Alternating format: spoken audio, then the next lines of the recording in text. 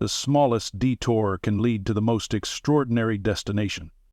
Let us know in the comment section below, what would you have done in Dennis Foster's shoes? Dennis Foster had never been late for anything in his life. Not once. Not for the cross-country meet he won in 8th grade with a sprained ankle. Not for the Army ROTC exams in college.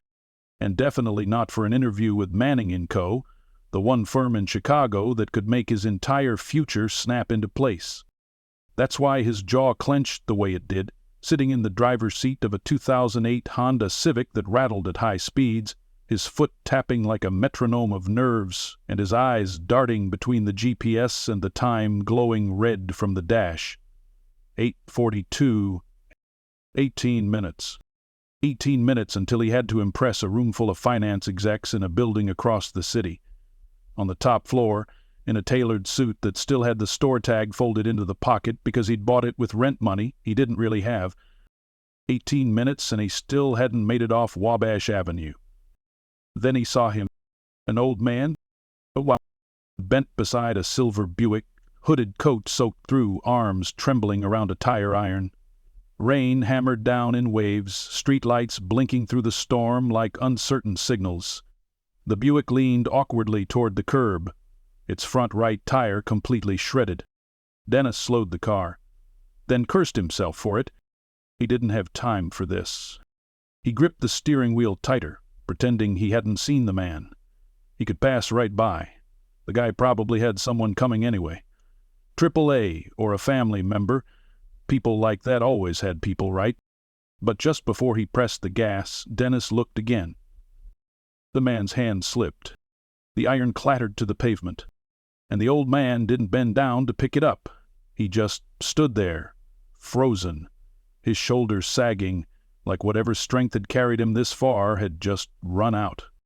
Dennis slammed the car into park, threw on the hazards, and before his brain could override his heart, he was out in the rain, suit be damned. "Hey," Dennis called out, already sprinting through puddles. "Sir, let me help you." The old man flinched as Dennis approached, eyes blinking water away. "I'm all right," the man said, voice gravelly but polite. "No need to trouble yourself." Dennis was already kneeling by the tire. "You've got a flat and a bent rim. This lug nut's stripped. You're not going anywhere on this." The man sighed and nodded slowly. "That's what I was afraid of." "I've got a wrench and a jack in my trunk," Dennis offered, already moving. "Sit tight. We'll get you back on the road in no time." The rain wasn't kind. It pelted his shoulders, soaked through the lining of his jacket, plastered his shirt to his back. Mud splashed onto his slacks, and the cold bit at his fingertips as he cranked the jack beneath the Buick. His watch buzzed twice. 8:50 a.m. 10 minutes. The man stayed mostly quiet, occasionally glancing down with quiet concern. "You're going to be late for something," the man finally said. Dennis didn't stop working. "Yeah, kinda a big deal, actually." "Then why are you here?" Dennis exhaled a breath through clenched teeth, not out of frustration, but effort. "Because you needed help," he said simply. For a moment the old man didn't reply. Then he reached out, steadying Dennis's shoulder as he rose to his feet. "I'm Walter," he said. "Walter Manning." Dennis extended a muddy hand. "Dennis Foster. Nice to meet you, sir." Walter studied him, his expression unreadable under the shadow of his hood. "Nice to meet you, too." By the time Dennis got back into his car, soaked to the bone and boots squishing with each movement, it was 9:07 a.m., interview time. Across the city, he looked at his phone. Missed calls. One voicemail, no time to listen. No way to make it. His shoulders slumped, but somehow he didn't feel like he'd failed. He watched Walter pull away, the Buick now balanced on the spare. The old man waved once out the window. Dennis returned it. Then he turned the key, engine sputtering to life, and pulled away from the curb, not toward the city skyline, but somewhere else entirely. By the time Dennis reached the parking structure outside Manning & Co., the sky had begun to dry up, but his clothes hadn't. He stepped out of his car in waterlogged leather shoes and a wrinkled suit, that now looked like it had been fished out of a storm drain. His collar was half turned, his tie loose and damp, and one sleeve had a grease smear from the jack handle he forgot to wipe off. The security guard at the entrance glanced up, blinked once, and looked him over like he was either lost or joking. "Interview?" Dennis asked, offering a sheepish half-smile. "Fifth floor, but they've already been calling about late arrivals." Dennis muttered a thank you and jogged toward the elevators, dripping rainwater on the freshly waxed floor. A businessman in a sleek navy suit stepped in beside him and immediately shifted away, wrinkling his nose like Dennis was carrying the scent of failure. The elevator ride felt longer than it should have. Each floor blinked by in silence, his reflection warped in the mirrored paneling. He straightened his tie, patted down his hair, and tried to shake the chill that had settled into his bones. But the thing that weighed on him most wasn't the cold or the judgmental glances. It was the growing pit in his stomach. He'd missed it. The meeting was scheduled for 9 a.m. sharp. It was now 9:37. The receptionist at the fifth-floor lobby looked up from her desk as he approached, lips tightening into a thin line. She was professional, practiced, and already halfway through shaking her head before he said a word. "Dennis Foster," he said, standing upright despite the fatigue in his shoulders. "I had a 9 a.m. interview with the Finance Development Board." "I know," she replied flatly. "You missed it." "I'm aware, but—" he began and then stopped. There was no excuse that didn't sound like an excuse. "Is there any way I could speak with someone? Reschedule?"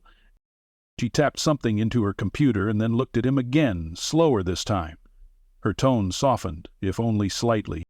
"They're booked for the rest of the day. You'll have to reach out through HR. If they're interested, they'll circle back." Dennis nodded, swallowing the sharp disappointment that rose in his throat. "Thank you." She offered a courteous but detached smile. "Good luck." As he turned to leave, a young man in a black suit passed him heading in. He smelled like expensive cologne and freshly brewed confidence. Dennis didn't turn around. He didn't need to. Downstairs, he found a bench in the parking structure and sat heavily. His phone buzzed again. A reminder notification. Manning and Co. interview. Bring portfolio. Be early. He closed the screen. A few moments later, he dialed his mother, but the call went to voicemail. Then he tried his brother. No answer. Just the quiet, detached world of echoing cement, fluorescent lights, and tires squealing somewhere in the distance. For the first time that morning, the weight of it caught up to him. He'd given up the biggest opportunity of his life for a man he didn't know.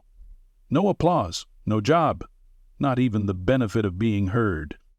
Just a soaked suit, a dead interview, and a polite rejection from someone behind a desk.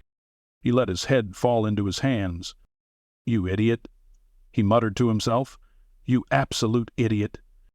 But even as he sat there, soaked and frustrated, something inside him wouldn't let the regret fully take hold.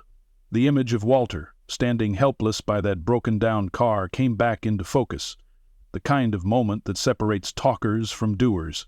And as much as it cost him, Dennis knew he wouldn't change what he'd done. Still, knowing that didn't make the consequences disappear. He stood, brushing off his trousers as best he could, and made his way out of the parking structure. The Civic groaned to life with its usual struggle. He pulled into traffic, the buildings of downtown blurring past his window. The city no longer looked like a future to be seized. It looked like a fortress he had just failed to enter. Back at his apartment, the air was stale and quiet. A stack of unopened bills sat like judgment on the counter. He peeled off his drenched shirt, tossed it into the hamper, and collapsed onto the couch. One of his socks made a squelch against the floor. He lay there for hours, motionless. Sometime around 3 p.m., his phone buzzed. Unknown number. He almost didn't answer. Almost. But something made him swipe the screen. "Hello? Is this Dennis Foster?" "Yes, who's calling?" A pause. "This is Gina Lopez. I'm calling from Manning and Co." Dennis sat up fast, nearly dropping the phone. "Oh, yes, hi. I was just at the office earlier. I know I missed the Mr. Foster, she interrupted, her voice more measured now. I'm going to need you to come back in. Tomorrow morning, 10 sharp. The executive board would like to meet you.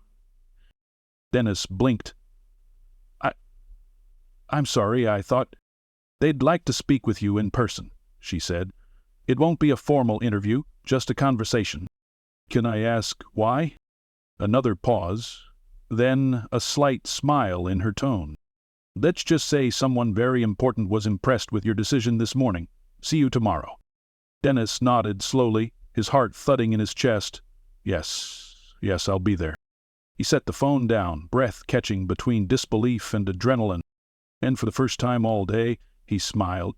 The next morning, Dennis stood in front of the mirror with his shirt freshly ironed, the old suit cleaned and pressed as best as he could manage with a home steamer and some YouTube tutorials.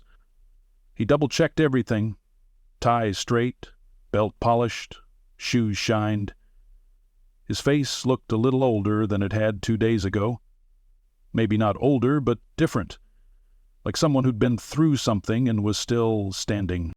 He arrived 25 minutes early just to be sure, and waited in the lobby of Manning & Co. with palms resting on his knees, taking slow breaths. This time, the receptionist greeted him with something more than practiced politeness. There was a flicker of curiosity in her expression, like she now knew something he didn't. You're expected upstairs. Boardroom 19A, she said. Dennis gave a polite nod and stood. As the elevator doors opened, his nerves surged. This wasn't a normal callback. No resume had been sent ahead, no portfolio requested. This wasn't a second round. This was something else. The ride to the 19th floor was quiet, except for the soft hum of the elevator. When the doors opened, he found himself standing in front of a long hallway lined with glass offices and conference rooms, the walls so pristine it looked like they had never seen a fingerprint. Waiting by the door was a woman in her late 40s, wearing a navy blazer over a pale blouse, tablet in hand. Her expression was warm, but unreadable. "You must be Dennis," she said, offering her hand. "I'm Rebecca Manning." Manning. The name struck like a drum inside his head. "Yes, ma'am," he said, shaking her hand. Thank you for the opportunity to be here." She gave a small smile, then motioned him inside. The boardroom was brighter than he expected, sunlight pouring in from full-length windows that looked out over Lake Michigan. At the far end sat 5 executives, men and women in suits that probably cost more than Dennis's car, each one watching him with some mixture of interest and evaluation. Rebecca gestured for him to take a seat. He didn't sit at the far end, where most candidates would. Instead, she walked to the middle, pulled out the chair beside him, and sat down too. "We're not going to ask you about financial ratios or pitch decks this morning," she said casually. "We've already read your resume. Top marks. Army, ROTC, community service, impressive internships." Dennis tried not to fidget. "Thank you. But none of that is why you're here." She leaned forward slightly, resting her elbows on the sleek dark wood of the table. "My father was the man you helped on Wabash Avenue." Silence. Sharp. Immediate. The others on the board turned more directly toward him now. "He told me you got soaked, ruined your suit, and still tried to make the interview. He also told me you didn't ask for anything, not even when you realized who he was." Dennis swallowed. "I didn't know who he was," he said carefully. "I just couldn't leave him like that." Rebecca nodded slowly, considering. "My father has had hundreds of people ask him for something over the years. Money, access, leverage. But when he got home, dripping wet and holding a wrench with a grin on his face, he said, and I quote, 'Hire that kid before someone else does.'" The room chuckled gently. Dennis blinked. He wasn't sure what to say. Gratitude knotted in his chest, but it didn't feel like the right moment to gush. Rebecca continued, her tone shifting slightly. "What he appreciated most wasn't just the help, it was your instinct. You didn't wait for someone else to act, you didn't calculate the gain, you just acted. She looked at the other board members, then back at Dennis. "And that's the kind of person we want representing Manning & Co. Not just for the financials, for the culture." One of the other execs, a man with gray hair and rimless glasses, finally spoke. "If you'd taken the interview instead of stopping for him, we wouldn't have known that. We just see your GPA and letters of recommendation." Dennis found his voice. "So this is an interview after all?" Rebecca smiled. "Call it a conversation that makes the next part easier." "The next part? We'd like to bring you on board, Dennis. Full-time associate program. Starting salaries, standard. Plus, a tailored suit on the house," she added with a wink. It took him a moment to realize she wasn't joking. The room broke into polite laughter, and Dennis tried to match it, though something inside him was still catching up. He'd come prepared for redemption, for a second chance to explain himself. He didn't expect this. Rebecca stood, signaling the meeting's end. Dennis stood as well. "Someone from HR will follow up this afternoon," she said. "We'll give you a week to decide. But," and here she paused, her tone softening into something personal, "I think you already know what you're going to say." He nodded, his voice quiet but steady. "I do." As he left the boardroom, the receptionist at the lobby looked up at him with a knowing smile. "Looks like it went well." Dennis grinned, brushing a hand through his hair. "You have no idea." Dennis stood in front of the mirror again, this time under brighter lights, in a different suit, the one Manning & Co. had ordered for him, custom-tailored, dark navy, subtle plaid threading. He hadn't chosen the pocket-square color. The stylist had said it brought out his eyes. For the first time in years, he believed someone when they said that. The hallway outside the conference auditorium buzzed with voices and laughter muffled through the glass doors. New Hire Orientation Week had just wrapped. The last 5 days had felt like someone hit fast forward on his life. Elevator pitches, department tours, HR briefings, networking mixers, keycard photo sessions, coffee cups with his name spelled right. He was now one of them. Rebecca had only been there on the first day. She'd made a point to walk into the room, shake his hand, and say loud enough for a few nearby interns to hear, "You've already earned your spot, now just enjoy the ride." He had, and yet he couldn't stop thinking about the one moment that had started it all. Not the handshake in the boardroom or the contract signing, not the HR call, the moment in the rain on Wabash, where he could have just driven on by. He took out his phone and scrolled down to the contact list. Walter Manning, mobile. He hesitated, thumb hovering over the call button. Then he tapped it. The line rang once, twice. "Hello, Mr. Manning? This is Dennis Foster." There was a pause, and then the voice brightened immediately. "Dennis, I was wondering when I'd hear from you. How's the first week treating you?" "Better than I deserve, sir," Dennis said, smiling. "I just wanted to thank you again. I never expected—" "You don't have to thank me," Walter said, cutting in. "You earned it, that day. You showed me something I hadn't seen in a long time. Reminded me of myself when I was your age." Dennis laughed softly.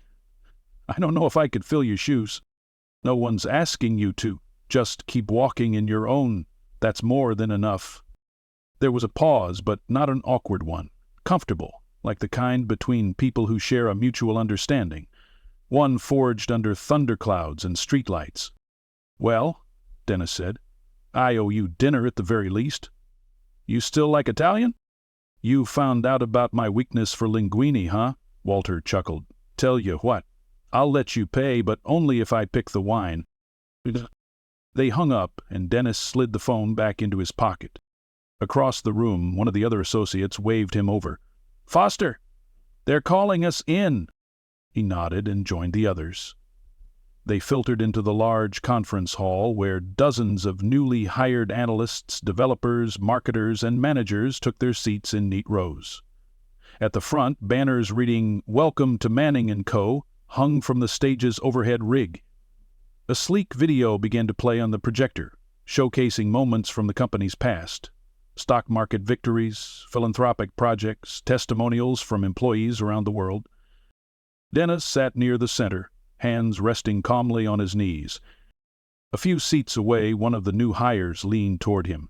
"Hey, I heard your name floating around this week. You're the guy who missed his interview to help somebody, right?" Dennis chuckled, shaking his head modestly. "Guess stories travel fast." "Kind of legendary," the guy said. "Like something out of a movie. I don't think I'd have done the same." Dennis didn't say anything at first. Then he glanced over and shrugged lightly. "Maybe. Maybe not. You'd be surprised what kind of person you are when no one's watching." The lights dimmed. The speakers on stage began to welcome the group officially, their voices booming from the overhead sound system. Dennis let it wash over him, half listening, his thoughts drifting back, not to the boardroom, not to the pay package, not even to the congratulatory email from the CEO, but to that one moment, soaked to the skin, wrench in hand, kneeling beside a stranger's busted Buick, while traffic splashed by and the world didn't seem to care. Only it had mattered. Every drop of it. After the orientation ceremony, as people spilled into the hallway, laughing and chatting, Dennis walked out into the open plaza below. The sun was high, the breeze mild. His phone buzzed again. One new message from an unknown number. "Members, Mr. Foster. I was the valet that day on Wabash. Saw what you did. Just wanted to say, my son's in high school. I told him about you. He wants to help people too now. Thought you should know." Dennis stared at the message for a long moment, thumb hovering again. Then, simply, he typed back, "Tell him to always stop, even if no one else does." He locked the phone and tucked it away.